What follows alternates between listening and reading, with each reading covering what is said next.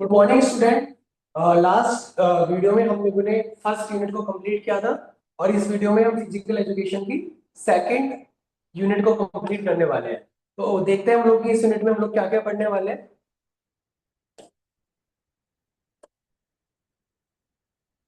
तो हम लोग इस यूनिट का नाम है psychological and sociological aspect of physical education and sports psychology aspects, role of physical education games and sport. इसके सब टॉपिक हैं। इस जो हेडिंग है इसके सब टॉपिक जो हम लिख लेते हैं: interest, aptitude and motivation in sports, personality development through sports, role of sports in managing emotion, stress and aggression. Sociological aspects में हम देखेंगे socialization through sports, impact of sport on society, understanding the impact of caste, class and gender and differently disabled on health and sport, development of leadership quality through game and sport। तो ये थोड़ी बहुत चीजें आप लोगों ने class 12 में पढ़ी हुई है, आप लोगों को समझने में थोड़ी आसानी होगी और बहुत ही ब्रीफ नोट आप लोगों के लिए बनाए गए। तो हम देखते हैं पहला topic, psychological aspects in game and sport. Role of psychology in game and sport. Psychology in games and sport examine how mental process, emotion and behaviour influence athlete performance, participation and overall experience. It provides tool to enhance training, optimize performance and promote mental well-being। देखिए sports के अंदर जो motivation and engagement, stress and anxiety management, team dynamics, injury recovery, mental health. तो जैसा आपको लोगों को पता है कि आज के समय पे हमारी सोसाइटी में जो यूथ है उनके अंदर बहुत ज्यादा स्ट्रेस एंजाइटी बढ़ती जा रही है, जिसका रीजन है लैक ऑफ फिजिकल एक्टिविटी। अगर हम लोग प्रॉपर तरीके से फिजिकल एक्टिविटीज को करें तो हम इस चीज को कम कर सकते हैं।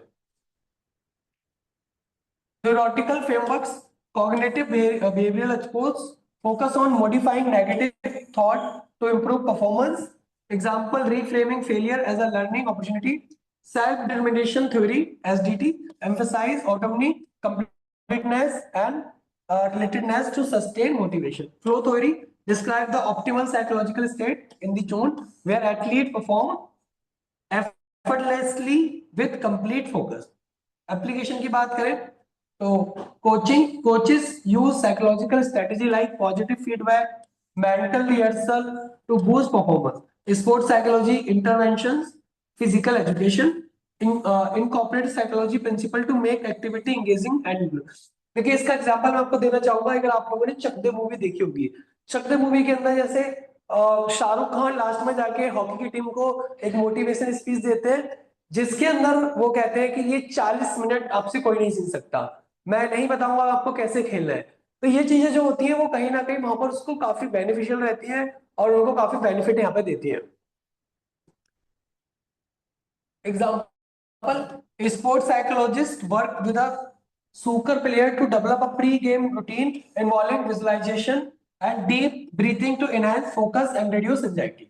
Impact, enhance athlete performance, consistency, longevity in sports, improve mental health, teamwork, life skill, applicable beyond sport. अगला हमारा interest, aptitude, motivation in sport. Definition, personal enthusiasm और curiosity that derive engagement in sport और physical activity. अगर आपका किसी भी game में interest है, जैसे मैं बचपन में क्रिकेट खेलना बहुत पसंद था, कुछ लोग बैडमिंटन वगैरह खेलते हैं, तो उसमें हमारा इंटरेस्ट और ज्यादा बढ़ जाता है। फिर factor influencing interest, exposure to sport through family, peer और media, enjoyment derived from physical activity or social interaction, cultural community emphasis on specific sport, cricket in India। तो अब देखिए हमारे अंदर जो कीड़ा है क्रिकेट का, इतना आईपीएल सक्सेसफुल रहा है, उसके पीछे सीधा रीजन ये है कि बचपन से हमने गली क्रिकेट खेला है। हमारे जो बड़े लोग थे उन्होंने खेला, हमने अपने भैया लोगों से सीखा, अब उनसे जो छोटे बच्चे हैं वो। बट आज के समय पे थोड़ा इसमें चेंज आ रहा है। चेंज ये हो रहा है कि बच्चे अब बाहर निकलना नहीं चाहते हैं, वो ज्यादातर फोन में ऐसे गेम्स वगैरह ज्यादा प्रेफर करते हैं वो लोग। तो इसमें इंपैक्ट होता है sustain long term participation and commitment. Application की बात करें तो physical education programme and coaches introduce diverse activity to spark interest, ensuring activity are fun and inclusive। Example, a child develop an interest in basketball after watching a local game, leading to regular practice। तो कोई बच्चा अगर regular practice करता है, उसको देखता है, तो उसका इंटरेस्ट उसमें ज्यादा डेवलप होगा। Aptitude definition: the natural or developed ability to perform well in specific sport or physical task. Type: physical aptitude include strength, speed, coordination, endurance. Cognitive aptitude involve strategic thinking, decision making, chess boxer और tactical skill. तो chess के अंदर हम देखते हैं कि strategic thinking की जरूरत पड़ती है कि इसका अगला मूव क्या हो सकता है और मैं अपना जो है अगला मूव मेरा ये हो सकता है इसके अंदर।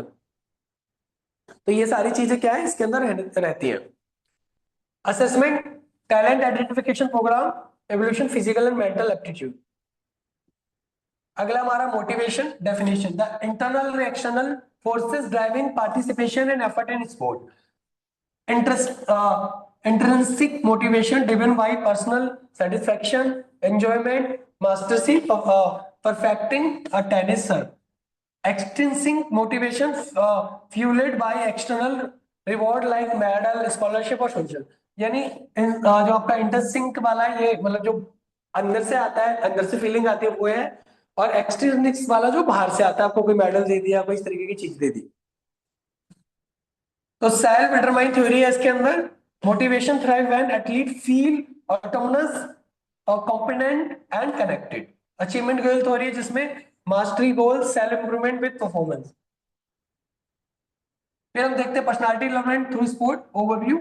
Sport serve as a powerful medium for shaping personality trait, fostering attribute that benefit individual in and beyond athletic context. Participation in physical activity build character through structure, challenge, social interaction, and goal-oriented tasks.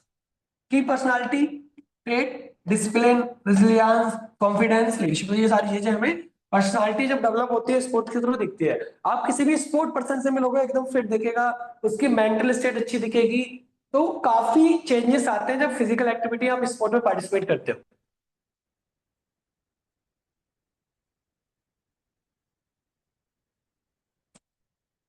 अगला हमारा role of sport in managing emotion, stress and aggression. ये काफी important है, इसको हम लोग भी अपनी डेली लाइफ में यूज कर सकते हैं। Emotion management overview: sport provide a healthy outlet for expressing and regulating emotional like jaw, frustration, excitement. Mechanism क्या है? Physical activity release endorphins, improving mood and emotional stability.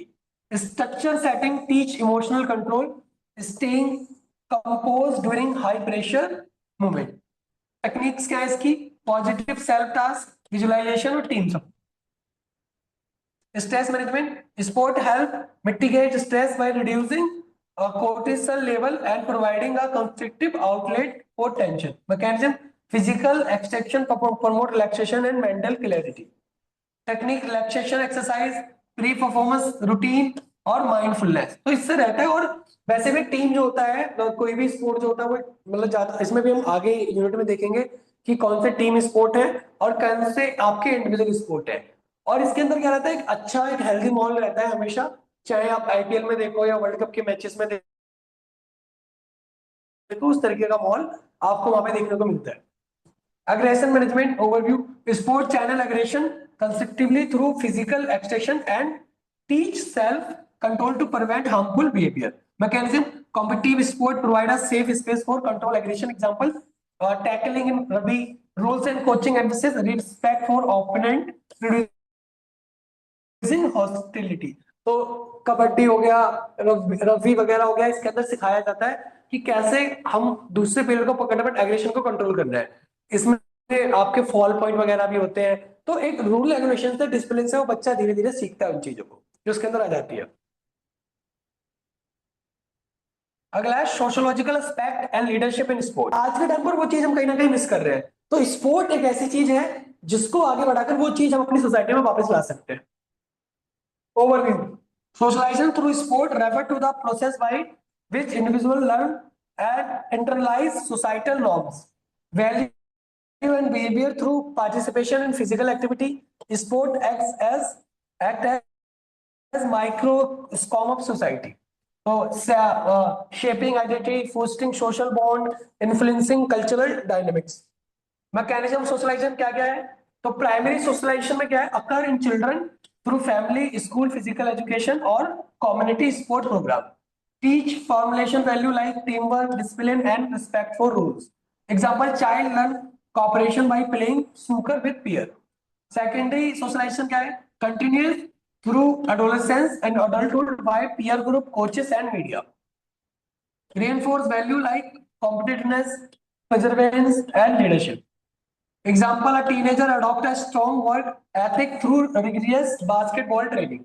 Cultural transmission: sport reflect and perpetuate cultural norms such as national pride, Olympics, or gender norms. Media and sport icons shape societal expectation and aspirations.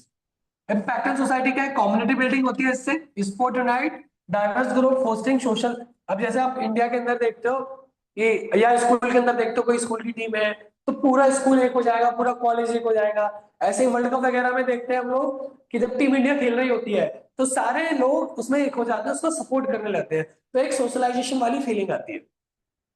Social values reinforce positive trait like fair play, resilience and mutual respect. तो और IPL के अंदर fair play award भी दिया जाता है। Health and wellbeing encourage physical fitness, reducing healthcare costs and promoting mental health. Inclusive sport program enhance social inclusion for marginalized group. फिर economic impact generate employment, coaches, event organizers and boost in local economy through sport tourism. फिर है social change challenge stress stereotype women in boxing and promote equality. अब जैसे कुछ games से पहले उसमें women को अलाउ नहीं था, बहुत समय तक इंडिया में क्रिकेट को भी रिकॉग्नाइज नहीं किया, पर बाद में हम देखते हैं कि धीरे धीरे कहीं ना कहीं उसको भी रिकॉग्नाइज मिलना शुरू हुआ है। तो चैलेंजेस में जैसे एक्सक्लूजन है, इकोनॉमिक या कल्चरल बैरियर है जो लिमिट करते हैं, कमर्शियल प्रेशर है आजकल, और नेगेटिव बिहेवियर भी रहता है कई बार राइवल्स का जो थोड़ा सा हार्म उसको करता है। एप्लीकेशन क्या है? Physical education programme teach socialisation through cooperative games and inclusive activity. Community programme grass root sport initiative strength local bond and promote value like fitness. Policy government invest in sport enhance social cohesion and public health. Example: a rural community organize a cricket tournament, bring together diverse caste group, fostering unity and touching youth about teamwork, respect, teaching उसको understanding the impact of caste, class, gender and different able and health and sport. Overview देखेंगे। Caste, class, gender and disability significantly influence access to sport, participation rates and health. Outcome: these social factors create disparity that must be addressed to ensure equitable opportunity in physical activity. तो देखिए कोई भी cast, किसी भी gender, religion से आप belong करो, आप फिजिकल डिसेबल हो, पर सबको स्पोर्ट में इक्वल अपॉर्चुनिटीज मिलनी चाहिए कि सारे लोग आगे बढ़े, सब लोगों की हेल्थ अच्छी हो। इम्पैक्ट कास्ट का इम्पैक्ट क्या है? Caste impact on health and sport. In country like India, caste-based discrimination historically restricted lower caste group access to sport facility, training or competitive opportunity. Social stigma may discourage participation due to fear of exclusion or ridicule. ऐसे इसका example जब सामने आया था, एक bowler है पाकिस्तान के जो हिंदू थे जिनका नाम था दिनेश कनारिया। दिनेश कनारिया ने बाद में ये बताया कि उनके साथ पाकिस्तान के ड्रेसिंग रूम में कहीं ना कहीं डिस्क्रिमिनेशन होता था ऑन ग्राउंड ऑफ रिलीजन, या अब इंडिया में कह सकते हैं अगर किसी के साथ कास्ट के बेस पे डिस्क्रिमिनेशन हो रहा है। Challenges: lack of representation in elite sport, stereotype about athlete abilities. फिर रूरल और marginalised caste group face infrastructure shortage. अब रूरल एरिया के अंदर क्या होता है, कोई स्पोर्ट कॉम्प्लेक्स नहीं होता है, उनको उस तरीके की सर्विसेज वगैरह नहीं मिल पाती है, तो गवर्नमेंट को इस चीज को इंश्योर करना चाहिए, और गवर्नमेंट ने बहुत सारी पॉलिसीज वगैरह भी बनाई है। अब class impact on health and sport. Economic class determine access to sport equipment, coaching and facilities. Private game gym public field. Lower income group face time constant due to work limiting participation. तो इसके अंदर क्या होता है कि class wise देखें तो पैसे, यानी जो अमीर क्लास, अमीर वर्ग के लोग हैं वो लोग जा सकते हैं, टाइम निकाल सकते हैं, गरीब लोग टाइम नहीं निकाल सकते और उनके पास पैसे नहीं होते उनको पे करने के लिए। जैसे इंडिया में देखें गोल्फ, गोल्फ को बहुत इलीट स्पोर्ट माना जाता है इंडिया में, कोई आपके पास तो इतने पैसे नहीं कि आप उस गोल्फ कोर्स की मेंबरशिप ले सके। तो मेरे को लगता है कि गवर्नमेंट को काम करना चाहिए और हर डिस्ट्रिक्ट में उनको स्पोर्ट कॉम्प्लेक्स बनाने चाहिए, या हर हम एक सब डिस्ट्रिक्ट एरिया में बना सकते हो। तो चैलेंजेस क्या है? High cost of competitive sport, travel, uniform, exclude low income individual. तो जब इसमें खर्चा आता है, पैसे की बात आती है, तो लो इनकम वाले फिर बाहर हो जाते हैं। Gender impact on health and sport, women historically face barrier to support sports due to societal norms, prioritizing domestic roles और modesty। तो आज के टाइम पर एक समय तक ये था कि जेंडर को बाहर रखा गया। क्यों बाहर रखा गया? क्योंकि उस समय पे कहीं ना कहीं हमें दिखता है कि घर के काम उनको करने हैं, या ये जो गेम है वो लड़कियों के लिए नहीं है। क्रिकेट के लिए बहुत समय तक रहा, और अब जैसे इंडियन विमेन क्रिकेट की भी टीम है, उनको रिकॉग्नाइज किया गया, सैलरी को बराबर किया गया, तो अब विमेन भी इसमें निकल के आ रही है बाहर। Gender disparity in founding, media coverage, sponsorship limit opportunity for female athlete. Health benefit of sport, example, reduce risk of obesity are underutilized due to lower female participation rate. Transgender and non-binary athlete face policy challenge regarding fair competition. अब जो transgender है उनकी गिनती किसमें करें? वो mail में खेले, फीमेल में खेले? इसके ऊपर एक मूवी भी आई थी, जिस मूवी के अंदर तापसी पन्नू ने को ये दिखाया कि कुछ वो तो उसके अंदर ट्रांसजेंडर भी नहीं होते, उनके हार्मोन्स में चेंज आता है। तो ये बड़ा दिक्कत रहता है कि इस तरीके को हम कैसे ठीक करें, इन चीजों को जो भी गैप्स है। फिर डिफरेंटली एबल्ड पर्सन, जिनको हम फिजिकली चैलेंज पर्सन भी कहते हैं, तो इनके लिए तो बहुत ज्यादा रिस्ट्रिक्शन है इंडिया के अंदर।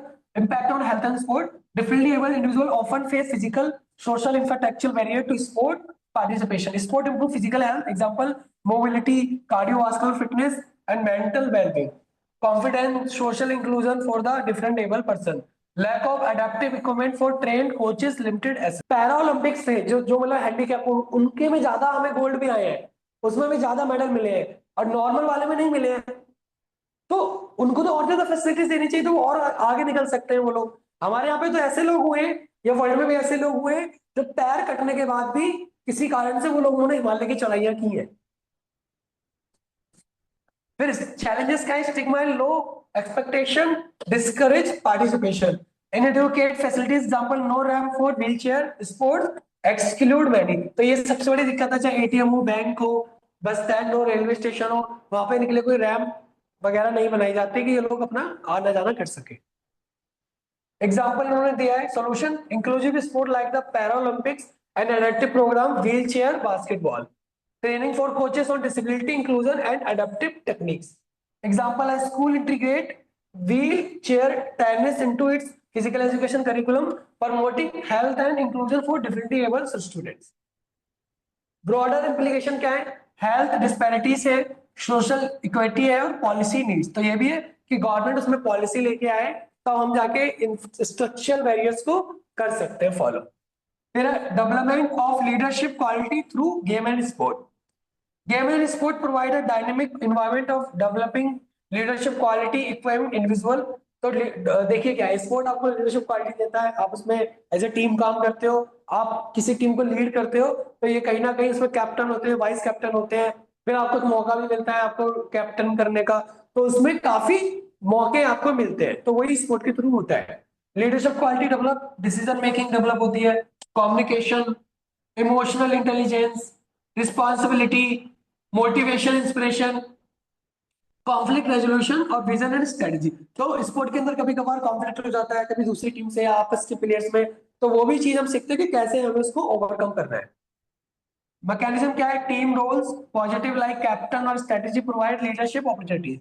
Competitive pressure, high stakes situation teach composure and quick thinking.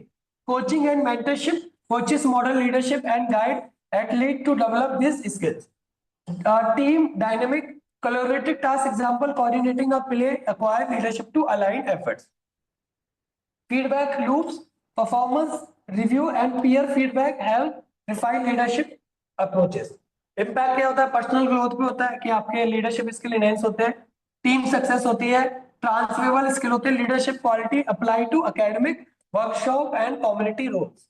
Example former team captain excel as a project manager due to horn communication. तो ये कह रहे हैं कि आप अगर पहले आपने स्पोर्ट खेला है, तो आप एकेडमिक में जॉब के रोल पे भी आपको उस टीम का फायदा मिलता है, कहीं ना कहीं आपने अगर वो किया हुआ है। Application physical education, assign rotating leadership roles, example team captain to develop. हम उसको रोटेटिंग में भी कर सकते हैं कि आज हमने इसको बना दिया, कल अगले मैच में किसी और को बना दिया। तो इससे क्या होता है कि सबकी लीडरशिप एक तैयार होती है और सबको स्किल सीखने का मौका मिलता है। Youth Sport League emphasize leadership training alongside athlete skill. Coaching strategy encourage athlete to take initiative, leading warm up, provide सारी चीजें, प्रैक्टिस, डिसीजन मेकिंग, सारा उनको प्रोवाइड किया जाता है। Team building activities, exercise like trust fall, strategy game, foster leadership and collaboration. Challenges क्या है? Over emphasis on winning, inequal opportunities और burnout, excessive responsibility can overwhelm young leader without proper support। अगर बहुत ज्यादा किसी को रिस्पॉन्सिबिलिटी देते हैं तो वो भी एक दिक्कत वाली प्रॉब्लम है, तो वो उसके वजन के तले दब जाएगा। तो ये आपकी सेकेंड यूनिट थी, बहुत कॉम्प्रिहेंसिव नोट्स हैं। आपके अगर नोट्स चाहें तो आप कमेंट बॉक्स में कमेंट कर सकते हैं, और बहुत ही जल्दी हम आप लोगों के लिए तीसरी यूनिट लेके आने वाले हैं। टोटल फिजिकल एजुकेशन के अंदर 8 यूनिट है, और आप इसमें परफेक्ट स्कोर कर सकते हो। इस बार का सिलेबस चेंज हुआ है, पर आप लोगों ने कहीं ना कहीं एज अ उसको जिया हुआ सिलेबस है, आपकी लाइफ से रिलेटेड है, तो ज्यादा दिक्कत आपको नहीं होगी। ठीक है, थैंक यू सो मच, मिलते हैं अगली क्लास में।